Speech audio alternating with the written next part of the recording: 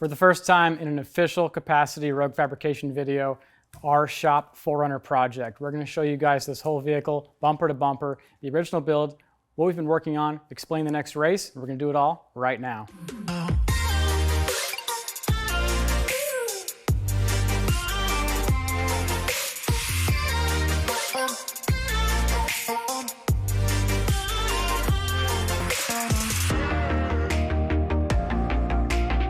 This vehicle started its life as basically a barn find 1988 Toyota 4Runner. It had the 3-liter V6 in it, was running with a battery and some help in the field where I found it. It was about an $800 purchase, and that was back in 2007, so quite a while ago. It was absolutely bone stock. So we did a Turbo Supra engine swap. I actually bought a 1989 Toyota Supra Turbo back when they were not valuable. It had been totaled, so it was wrecked in the back. And a salvage title California car. I brought it up with me to Klamath Falls where I was going to school. We tore the engine out of that. We built a hybrid R154, R150 transmission. If that's a bunch of gibberish, that means you're not a Toyota nerd like me. That's okay. Basically, 2-wheel drive Supra transmission in the front, 4-wheel drive 4Runner transmission in the back.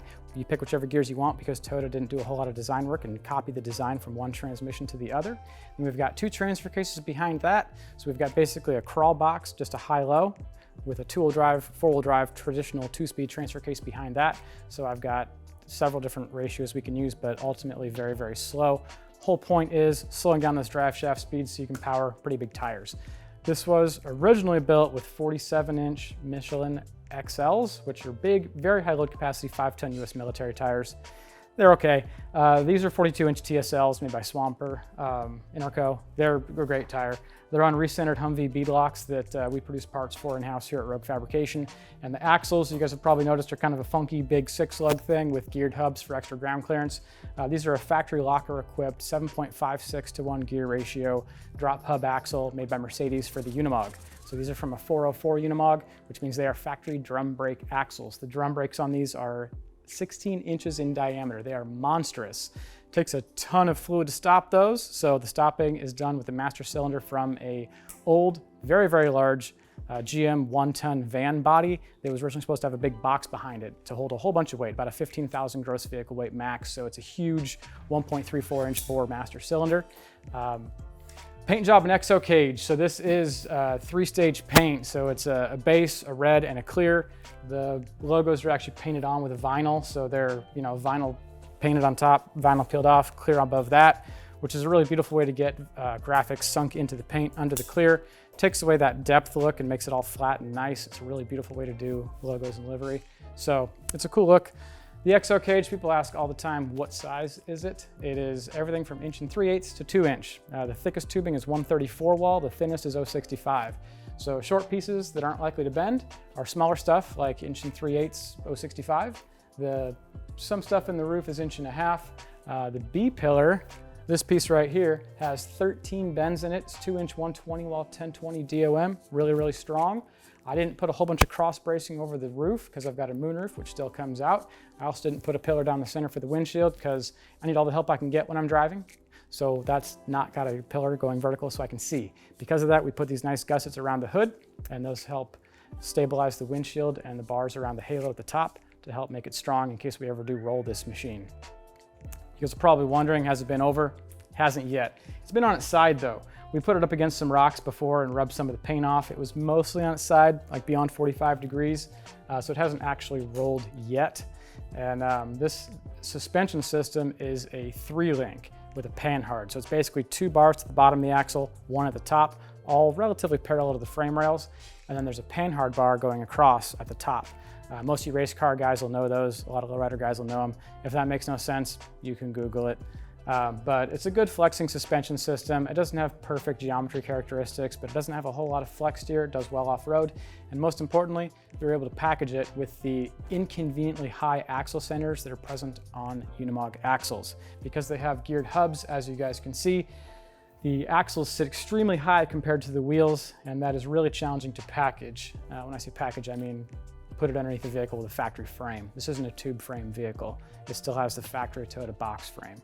So it's a pretty exciting build. Some of the major corners we cut when we were building it are the intake system. When I was in college, took the factory intake that comes off the straight six and puts a tube directly over the top of the valve covers. That's not where I wanted it. I wanted to go to front mount. So out of the throttle body, it went back over the engine with this complete train wreck of a fabrication job built out of recycled exhaust pipe using, no kidding, trash pump couplings. This is a wire reinforced pump hose coupler for pumping trash, which is floodwater. It's the cheapest rubber you can get that'll seal on an intercooler that's sturdy and can handle boost. So that's what I used. It was available at an industrial supply shop in the town where I went to school. We replaced this recently with a custom front-facing intake manifold. It was a massive project I did evenings and weekends in my side time. And it took way longer than it should have, but it gives us access to the fuel injectors and the fuel rail.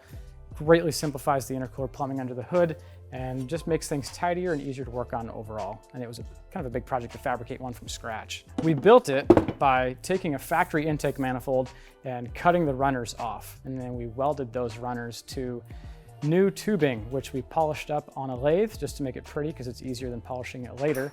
And then of course we TIG welded the entire thing using an AC TIG welding machine. This one's a thermodynamics, and that was pretty time consuming. We ended up cutting the throttle body fittings off, welding those back onto the tube we made, and pointed the throttle body over the alternator without relocating it right toward our intercooler piping. And then we built this custom piece to fit the blow-off valve recirculation system and attach the front intercooler cold side to the intake. So it worked really well, and it shortened up our intercooler piping so the turbocharger doesn't have to pressurize nearly as much tubing while we are boosting. Under the hood of this 4Runner is ironically the same number of cylinders, displacement, and manufacture as the OEM power plant. We went from a 3VZE, which is a 3-liter V6, pretty low compression engine from the 80s that they put in the 4Runner stock, to a 3-liter straight six, single turbocharged 7M GTE, which is of course the Mark IV Supra turbo engine. Although they are the same displacement and number of cylinders, they have very different manners and very different power delivery characteristics. So this one's a very broad power brand with torque all the way through the RPM range and holding good values pretty close to redline. From the factory, they're like 254 pound-feet of torque and 249 horsepower. This one's gonna have the boost turned up just a little bit from there. We don't need anything crazy. It's fun enough having a 7,000 RPM redline and a sports car engine that's turbocharged. You don't need to cook it with extra boost. So it's a pretty good engine. This is the custom intercooler piping we just finished building. That was to go to our front-facing intake manifold, which was the biggest project that we've really done on this thing recently. The goal with that was to clean up the whole engine bay and get it to the point that we had access to the fuel injectors and the fuel rail. The stock one of these came right over the engine and then back down. It was a big mess. And so this gives us excellent access for being able to maintain this machine. This was quite a bit longer than the original engine, and that included us actually stretching the frame by about 3 inches on this machine. Normally, you don't want to do that in a rock crawler because it minimizes your approach angle and just kind of messes it up.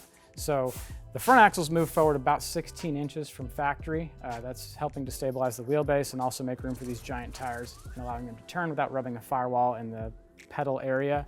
So because we moved the axles so much further forward than we lengthened the frame, it gives us close to a 90-degree approach angle, which is of course the angle from the front of the tires up to the nearest obstruction that would hit a wall if you were going forward. So this one's got, I don't know, 10 or 15 degree away from 90 approach angle, which is pretty awesome.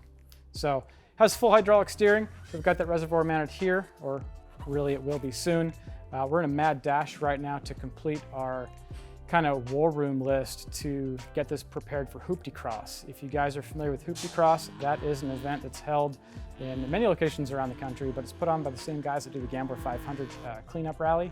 And it is an awesome event. It's basically rally cross, but done by the guys that brought you the Gambler. So it's all about fun, it's all about silly, it's got a great attitude, and there's a bunch of classes. You can basically run anything from, I think, quads and side-by-sides, things that are race prep really fast, down to, you know, your grandma's Subaru GL that you just drag out of the blackberries and barely got running and still smokes. As long as it's safe, you can go race it. So we're gonna bring this thing. People will probably expect fast lap times out of it because it's turbocharged and has big tires. I hope it finishes. So we've got realistic expectations that we're gonna have a ton of fun, and that'll be shown in a future video. So there's gonna be a button to subscribe that's gonna show up in the corner of this video. You guys should click that out of pure selfishness for yourselves. It's gonna be super fun to watch this thing get slung around the track in Hoopty Cross, and word has it we're gonna have a drone pilot following it around the track. It's gonna be a lot of fun. So we'll see you guys there.